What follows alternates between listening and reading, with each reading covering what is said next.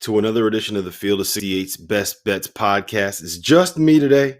I got ditched by Goodman. He is literally going on vacation right now. You know, it must be nice to be able to afford a vacation in these trying times. Let me hit the retweet button real quick to get people and let them populate into this live stream. And we can go from there. If you're listening to Apple Podcasts, I appreciate you. You can just jump forward about 30 seconds and you'll probably be ready to go. Before we get started, let me tell you guys a little bit about Home Field Apparel. They are a sponsor that we have partnered with. It is a locally owned collegiate apparel company, officially licensed out of Indianapolis. Really good people, really good company. Their whole brand is built around mining all of the old logos from your favorite teams and throwing them on the best kind of gear that you can get, whether it's a hoodie, whether it's a t-shirt, whether it's joggers, whether it's a long sleeve. They are the clothes are comfortable. The gear is comfortable. You don't get the saggy neck t-shirts. You don't get the saggy arm t-shirts. They go through the wash and you don't get them fraying at the bottom. Like a lot of t-shirts do. So I really recommend them. They're really good people. I really love what they are about. And they're huge college basketball fans. It doesn't get better than that. So homefieldapparel.com, Field of 68 promo code, get you 20% off your first purchase. And if there is a team that you want to buy gear for that is not showing up on their website, tweet at them. It is at Homefield Apparel, no E in apparel. That's Homefield, APPARL. I think I spelled that right. Hope so. Anyway, we got the game of the day in college basketball coming up today. I could not be more thrilled about watching Baylor take on Gonzaga. The line is Gonzaga minus 2.5. The total is 157 in that game. I don't think that I'm going to be on a side here. You see, so much of what happens in this game, I think, depends on the status of Jalen Suggs' ankle. And I just don't have any information on how healthy that ankle is, whether or not he is sore, whether or not he has any explosiveness. Gonzaga has been a little bit quiet on that, and understandably so. You know, you don't want to give away, you don't want to tip your hand. If you got to play a different way, if you're expecting more Andrew Nembhard in a playmaker role, like you don't want to let Baylor know that. Scott Drew Sharp, he'll be able to come up with a game plan to try to take some of that away. I mean, we all saw what happened last week, right? He went down with what everybody thought was a torn Achilles. Come to find out that he was able to return to the game in the second half. He didn't really play much of a role as like an impact distributor, but he was out on the court as a decoy. Defenses had to pay attention to him. He had a couple of assists in transition. He was able to make some things happen in the pick and roll, but you got to remember his adrenaline was also flowing. Anybody that's ever rolled their ankle, you know that it's not necessarily that game or that day or that practice or whatever it is that it really hurts. It's the next day. It's when it stiffens up. It's when you sleep on it and then you wake up and you try to step when you get out of bed and you fall over because you don't realize how much pain you are actually in. Now, the reason why I'm going to stay away from a side without knowing the health and status of Jalen Suggs is I think he's just so integral to what Gonzaga wants to do offensively. Look, so much of the talent on this roster are similar to guys that we've seen on Gonzaga before, right? Whether it's they always have a big guy like Drew Timme, right? It feels like every single season they have a guy that's going to be an All-American because he averages 17 and 8 in the post.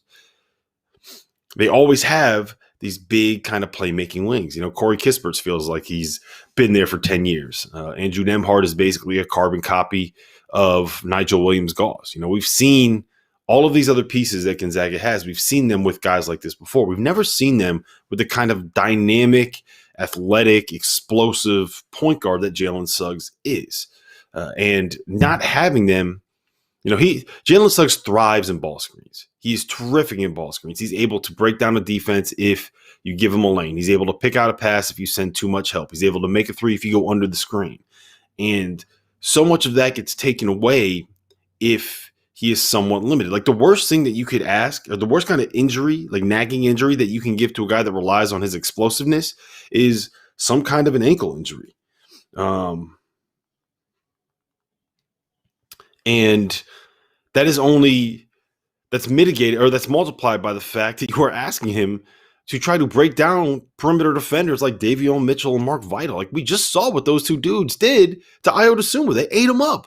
Ayo Dosunmu, a top 5 player in the sport, a guy that's going to be an NBA player. I don't know where he's going to end up getting picked, but he is going to be an NBA player down the road. So you take away that explosiveness, and that's a major blow for a guy like Jalen Suggs. Now, if he is not able to break down that Baylor defense, then you have to have very real concerns about what Gonzaga can be offensively, right? Like we saw what happened with Illinois and their offense when I would assume it was limited. Is that same thing going to happen with Jalen Suggs because of the ankle injury and the fact that he's going up against these defenders? So that's part of the reason why I don't want to be on the side. If we knew Jalen Suggs was 100%, I would be on Gonzaga -2.5, no questions asked. If I knew that Jalen Suggs ankle injury was something that was going to severely hamper him and he was going to come out here with a limp that looked as bad as it did when he first got back into the game on Wednesday, then I would be on Baylor +2.5, no question asked. So without that information, I don't think that I can be on the side. Now, that said, I think that I want to be on the under here. And the reason for that is, one, the questions about Jalen Suggs' ankle, right? That's going to limit them. But two, in theory, Gonzaga is perfectly suited to be able to break down this defense that Baylor has and that they run. Basically, what Baylor does is they force, if you get the ball on a wing, they force everything to the baseline. They want to funnel you to that little area right behind where the block is, kind of behind the backboard. They know, since they know they're forcing you that way, they can overhelp. They can send extra defenders. They can make sure that they're cutting off the pass to the baseline. They can make sure that they're cutting off any pass to the big man, and they can just kind of take away all of your options because they can funnel you that way. Now, the way to break that down is what Houston did against Texas Tech, who runs a really similar defense. Have your playmakers on the wing, space with shooters, and allow them to be able to drive, give them space to make a decision, and allow them to pick out a pass when that help comes. Gonzaga has 1, 2, 3 point guards on the floor when they have their best team out there with Jalen Suggs, Joel Ayayi, and Andrew Nembhard. Now, in theory, that's exactly what you want. But my concern is that you are still asking those guys to win a one-on-one matchup, right? You're still asking them to be able to beat Mark Vital off the bounce. You're still asking them to be able to create against Davion Mitchell's ball pressure, and that's not an easy thing to do for anybody. So I do believe that there is a world where, even though Gonzaga is perfectly suited to being able to match up with Baylor's defense, that they get somewhat limited and they're not able to run the stuff that they normally run, and they're not able to be as effective as they normally are. So that makes me believe you got to be on the under. For if there's a way that Baylor can slow down that Gonzaga offense, and we know that Baylor is not going to try to get into a track meet with them. Like, why would you try to get into a horse race with a roster that had nothing but thoroughbreds, right? Like, it's just dumb. It doesn't make sense. And Scott Drew, whatever you want to say about him, he is not a dumb coach. So to me, the bet here is the under. And if you have any kind of inside information on Jalen Suggs' ankle, please let me know.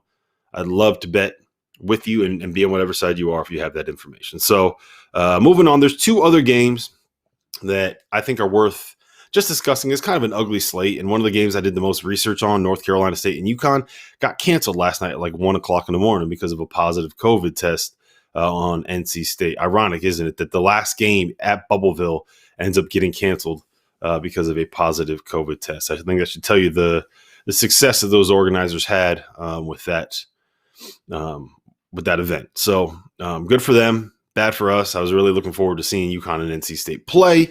But moving on, I like Houston -9.5. I know that Caleb Mills kind of re-aggravated that ankle, and there's questions about whether or not he's going to play, but I'm not necessarily all that worried about it.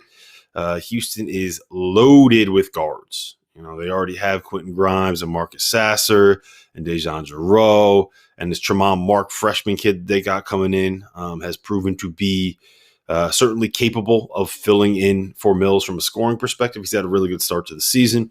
So the issue of Mills not being there doesn't exactly concern me. The reason why I like Houston in this spot is because I think that in order to beat a Kelvin Sampson defense, you got to be able to make threes. You got to be able to shoot. You got to be able to stretch out their defense. What they want to do is kind of pack everything inside, cut off all driving lanes, cut off post touches, and make you beat them over the top with threes. South Carolina is shooting 30% from three on the season, which is only slightly higher than their turnover rate of 26.2. And that is only slightly higher than Houston's defensive turnover rate of 25.4. They force turnovers on more than a quarter of the possessions that offensive teams have against them. And that is only going to be amplified by the fact that Seventh Woods, who is South Carolina's point guard, is not going to be playing in this game. Now, throw in the fact that Houston is a really good team on both the offensive and defensive glass. I love the Cougars in this spot. They're going to get second chance opportunities.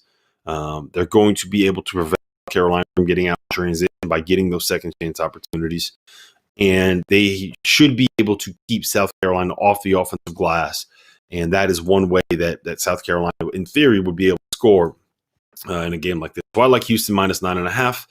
I also like Dayton minus 1.5. I just think this is a prime buy low spot for the Flyers. They're better than what they showed against Eastern Illinois. Eastern Illinois came back, almost won. I think they ended up losing by 3 and had a shot at the end to tie it.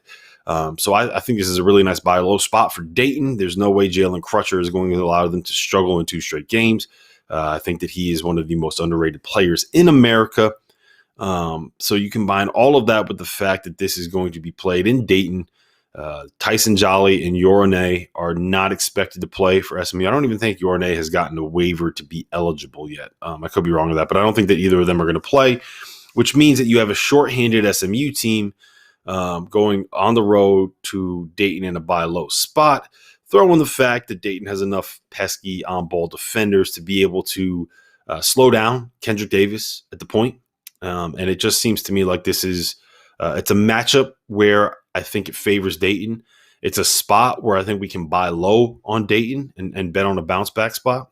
And they're at home. So, I love the process kind of says like find a buy low spot, find a team at home, have them going up against a shorthanded opponent. And we found all of that.